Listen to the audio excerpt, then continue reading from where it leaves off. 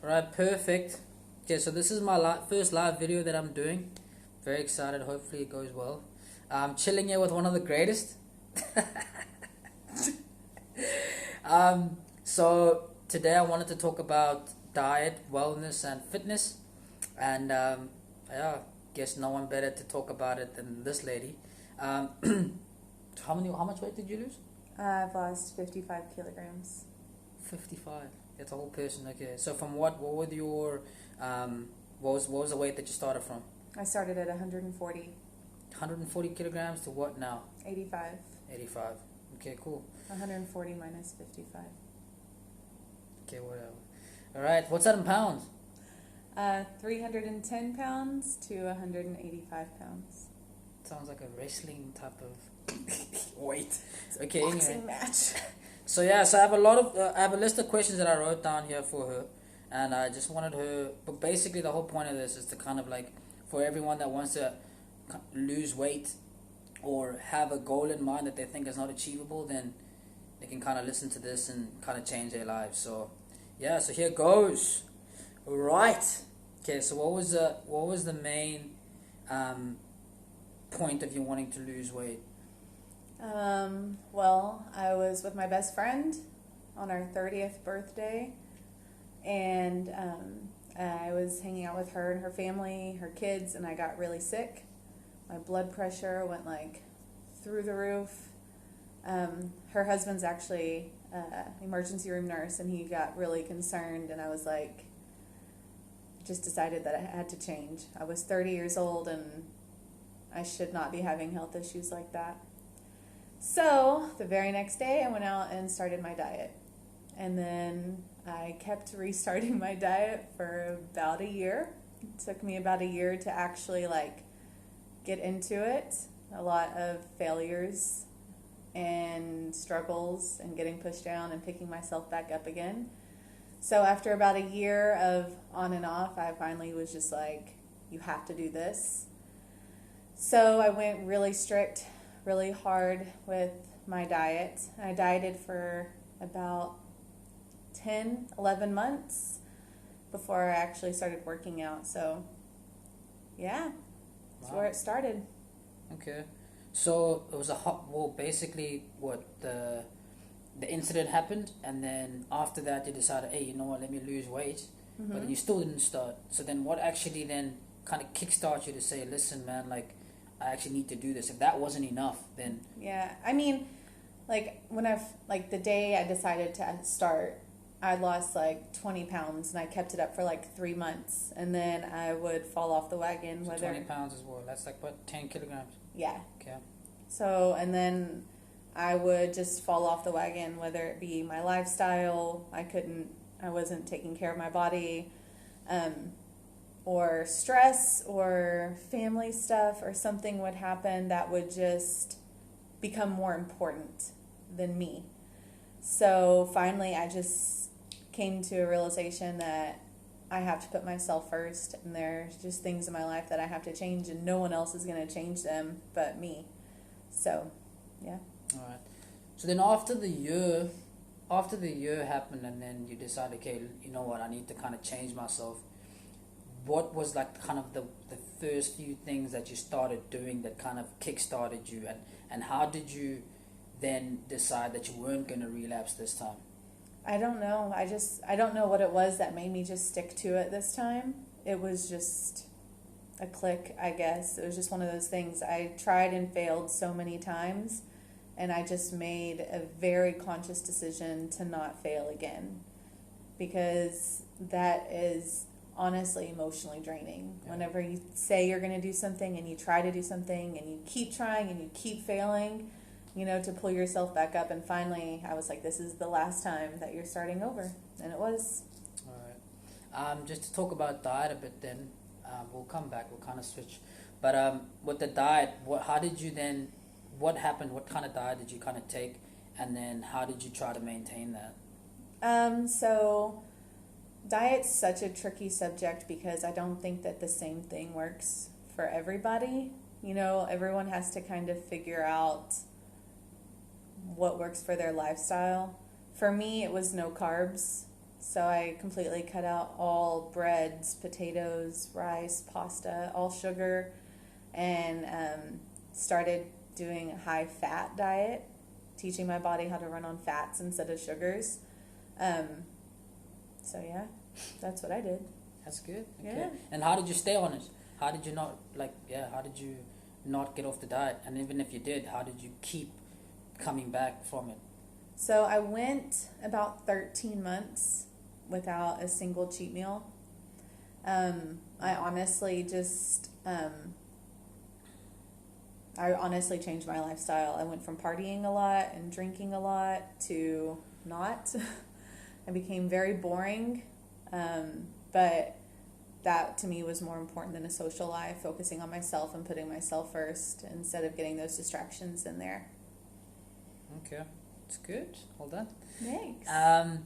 So then, okay, fine. So the diet thing, you chose a diet, you stuck on it, and then you were like, okay, cool. You know what? I need to stick on this diet. And then when did you start actually seeing results? I mean, almost immediately, especially whenever you shock your body with a diet like that. You know, you see the scale move pretty quickly. But for me, I think the biggest change I've seen, despite my weight loss, which is I'm very proud of, is my workouts. Being able to do things I never thought I'd be able to do.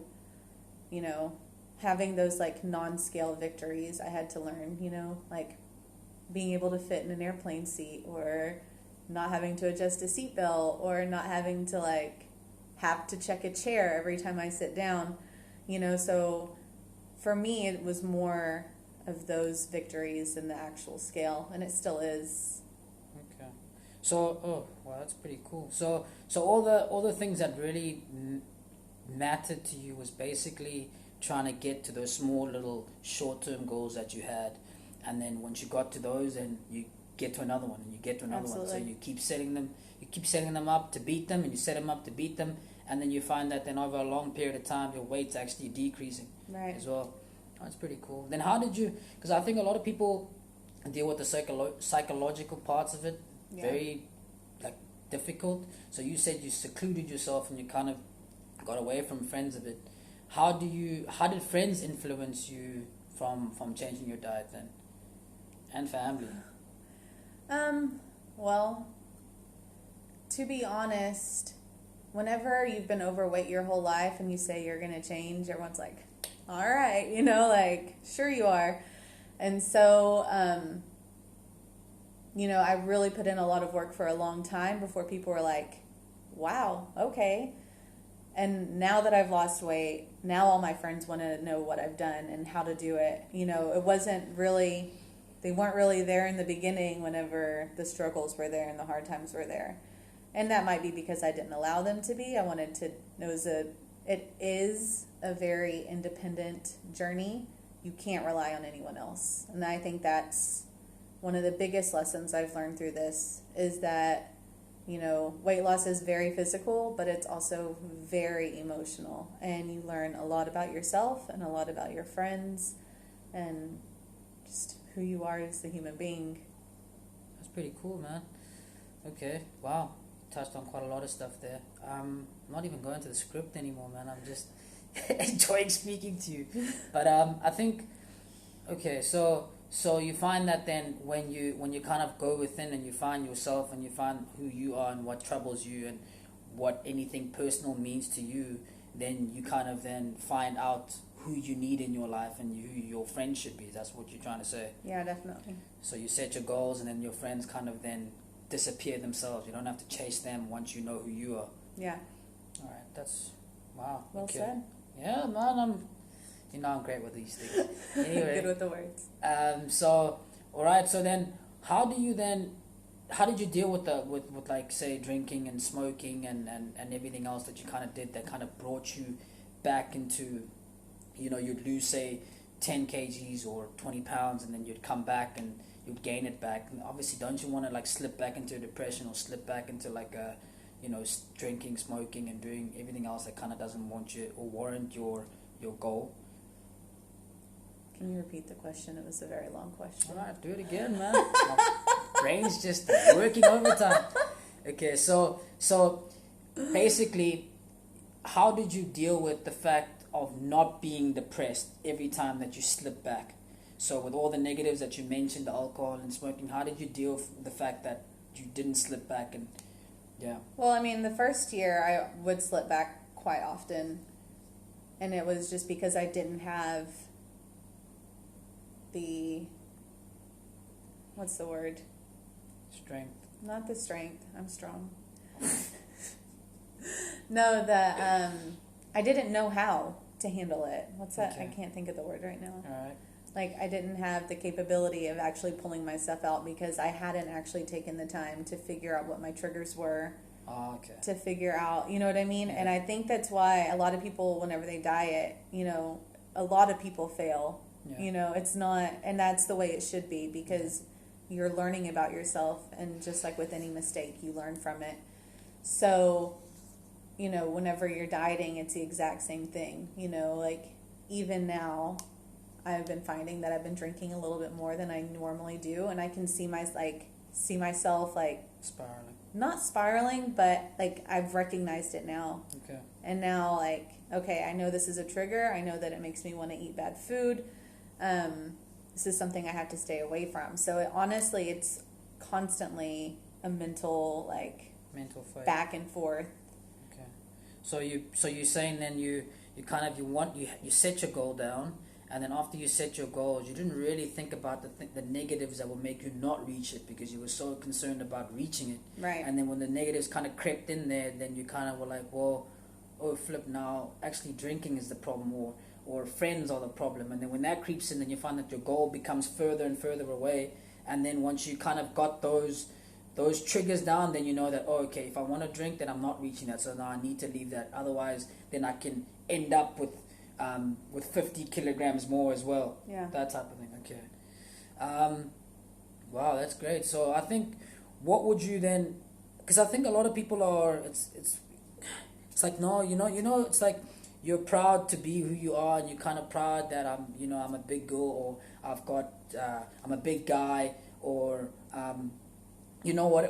these like kind of social things that you kind of want to boost yourself with. So what would you like to say to someone that actually does want to lose weight but doesn't know actually exactly how to start and how to maintain it as well? At the end of the day, people ask me this all the time, and they want to know what I did and what I eat and give them meal plans. And I can't do that for people. Like, if you want to do it, you have to do the research. You have to do it yourself. If you don't put in the work, if someone just hands it to you, it's not going to happen. Like, I have a friend, I know someone right now who she bought a meal plan prep, and she's doing this, but at the end of the day, she doesn't even, like, she was telling me what's in her meals, and she's like, I'm doing keto. And I was like, you're absolutely not. Like, you're just getting food from people and think that you're doing something right when you are not educated on it at all. So I think that's the biggest, like, I don't know, advice I could give anyone is put in the work. It doesn't even have to be working out. It doesn't have to be that, like, putting in the work physically, but like mentally, if you do not prepare yourself, if you're not educated on what you're putting into your body, then it's not going to work. All right. I think maybe two more questions quick. I think one is, like, I know obviously a lot of people are, well, anywhere, but mostly back home, they can't really, diet is a touchy thing. They don't want to, they don't want to spend a lot of money on it, or they think it's a bit too expensive. What would you then advise for people that can't actually buy the things that they need to, or afford them pretty much? I like putting you on the spot, man. I don't. Well, first of all, you can do any diet on a budget. I mean, I don't understand how you can eat crap food, versus, lettuce. Like, it's not, it is what it is. It's just, do you want to make yourself a priority? And even, yes, I probably do spend a little bit more money now, because it is more expensive to order a salad than it is, McDonald's fries. But at the end of the day, what's more important? The fact that I'm going to live a long time, the fact that I'm going to be healthy, the fact that I'm going to be around for my family, the fact that I'm going to get to do travel all the places I want to travel and meet all the people I want to meet, or, a few extra bucks a week, because it's really not much more than that. All right, it's cool. Have you, ever since you lost weight, have you had any like people coming to you negatively, in the sense of like, hey, why did you lose weight? It's kind of like you're letting the team down or anything like that. Yeah, for sure. And how did you deal with them? Can you tell us any instances about them? Actually, my old boss, after I lost all the weight, she really came for me. She wrote me up for my dress code like over and over again, saying that I was wearing clothes that were too tight. And I was like, no, they just actually fit me now. But at the end of the day, I mean, you're always going to have haters. And for me, I think that my biggest hater is myself sometimes, because I really am hard on myself and what I put out. But, as long as you're confident in yourself and your abilities, and you just keep reaching those goals and those things that are important to you, the rest of the world really doesn't matter. She's spending far too much time with you, man. Is that it? Yeah, geez, okay. That's pretty good, that's pretty cool. So again, focus on yourself, no matter what it is. Make yourself braver. Don't think that the world's going to be safe for you. Yeah, for sure. Yeah, so you know that there's always going to be haters, so don't try to clap back at them. Try to be brave and know that you're gonna encounter them, but that you know that you're kind of strong enough to encounter them. And at the end of the day, there are haters, but I think that my actions and what I've done with my body and the goals that I've accomplished speak louder than any haters' words. What are you gonna say to me? Okay, when someone asks a question here, the most difficult part about dieting and eating healthy is being consistent. How did you do it? Like I said, it was honestly, the first year that I started, it was a complete nightmare. It was a lot of failing and going back and forth, starting over and over and over again, which is honestly emotionally draining. I just finally got to a point where I was like, you have to do this. And then I just went hard. I went 13 months without a single cheat meal, just putting myself first. And every time I'd want a cheat meal, I would just, okay, why do you want this cheat meal? Is it because you're feeling stressed out? Is it because you're lonely? Is it because you're hungry for this thing? Are you having a craving? Can you eat something that will satisfy that craving instead? Finding those substitutions. Because in any diet, there are things that, especially with keto, I can eat so many things that I love. Meat, cheese, eggs, creams. I can even, have cakes with almond flour and coconut flour. There's always a way to satisfy a craving. So, the consistency really is just a mindset. It's good. You alright? Yeah. See, it seems like you're still breathing hard for more than... I'm sweating a little bit. I'm real nervous. Alright, okay, cool. Man, that's, yeah. Maybe I should actually do a video on kind of how to plan out a proper, proper goal setting type of thing for weight in specific. Because like I said, everyone, the diet I do doesn't work for everybody, so it really is, which is even more frustrating. It is a trial and error, if you try something for a month and it's not working, switch it up, try something different the next month, what is actually going to work for your body, what is going to work with your metabolism.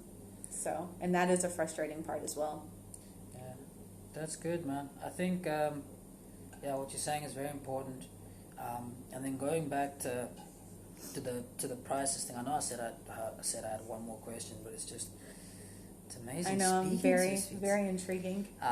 But I think, again, it's it's easier to make excuses. It's easier to find fault. Always. So, again, if you don't have money, well, it's an excuse. So, cool, let me work. Yeah, just leave it at that. And then it's, oh, no, don't have time. Or I'm too tired. Or I'm too like this. But I think what you're trying to get is the fact that you need to find something that's going to be willing to get you up when you don't want to get up. Yeah, I mean, even whenever you go to fast food, I can go to McDonald's and get a hamburger with no bun. Yeah, and it's easy. fine. Yeah. I was gonna say anything. You can honestly substitute anything. If you have a goal and you want to reach it, it literally is up to you. No one's gonna do it for you. No one's gonna hand it to you. and no one can do it for you. Like, you are literally the only person who's capable of changing your life. No one else can do it. That's kind of what I'm doing. But anyway, anyway. So yeah, no, that's cool, man. I think again, yeah, there's a lot of, because as you're speaking now, I'm thinking about all the excuses that people might be bringing. Oh no, it's a bit too late. Oh no, it's too dangerous. Oh, I don't have a lot of time. Or, you know, I'm not safe here. I don't have this, and Yeah. you know, my boyfriend's this, and my child's like that. And it's like, well, then we can all just write endless problems, and then there's no solution. So I Right. think also one of the biggest reasons why I wanted to do this is to be like, okay, cool, you've got all the problems, what are the solutions? And then once you get solutions, then you can understand how minute those actual problems are. So again, what you're saying now, it's like you can go to the shop and buy something to eat. No one's gonna say nothing. Especially if you're working, you have your own money, you're making your own stuff, and you're cooking your own food. You can just pour the oil in there, you know. But you choose not to, because you know how important your goal is. And every time, like you said, you set a goal, you set another one. You reach it, you set another one. You don't kind of sit down. Now, the last kind of question that I really do want to ask is like, what happens then now?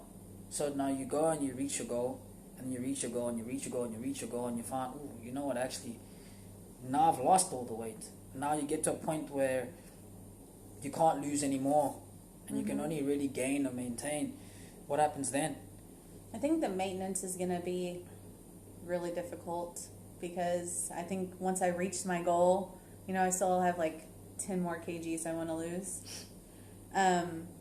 But I think once I hit my goal, I'm going to be like, woohoo, you know, and kind of want to eat all the things that I haven't been eating for so long. Yeah. So I think that will be a challenge. But honestly, now that my weight is almost where I want it to be, for me, it's just setting fitness goals. And as long as I'm staying active and keeping up with that, I don't think I'm ever going to go back to where I was, because the way I eat fuels my workouts so much now, you know, like I rely on the foods that I eat to get me through, you know, those things. So honestly, the hardest part now is mentally still.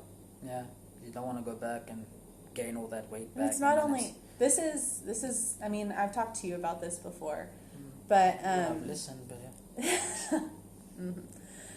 I think one of the hardest things now is trying to find like who I am again, because for a long time I was always, you know, the big girl, and that's how I like fit in to all of my social groups, and I'm not that anymore. And so, Oh yeah, that was important.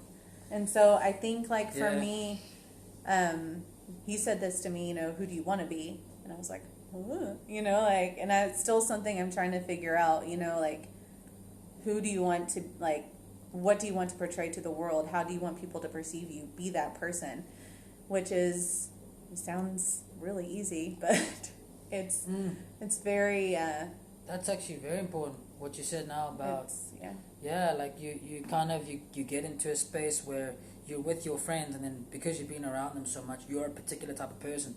And then you find that then even if you inside feel like, actually, you know what, maybe I'm not the joker of the group, or maybe I'm not the big girl in the group, and I just want to be seen as something else, you can't, because that's what they see you as, and Right. that's what they kind of envision you as. Every time you're with them, it's kind of like, you know, when it's like your mom telling you, hey, dance all the time, dance for the kids. Then you get old and you're like, no. And they're like, no, dance. Now you're the person that dances all the time, type Yeah. of thing. So it's like you want to now step back and be like, no, I actually have this, and I have this passion, and I want to do that. So taking yourself away from the friends is very important, in the sense where you kind of got that alone time, and you kind of criticize yourself, and Yeah. came back as like a new person that you were actually proud of. And I am, like, the person I am now is not even close to the same person I was 3 years ago. And so I have had to, you know, reinvent some friend groups, and, you know, the way I am in social settings now is different. I don't know why. It's just maybe I don't feel like I need as much attention. I don't know what it is. Yeah. But I think that is one of the most difficult things, is trying to kind of figure out who you are throughout this process. Amazing stuff. Like I said, one of the greatest. That's my first, what's this, Facebook Live that I've ever done. So I like to give great thanks to myself, to Mandy Bear, he was absolutely amazing. And yeah, if you guys have any other kind of questions or critiques or whatever it is that you want to say or ask, I'm always ready. We can have a fight about it. If not, we can just kind of try to, yeah, get to solutions personally, whatever it is. Yeah, looking forward to hearing from everyone. Cool, bros.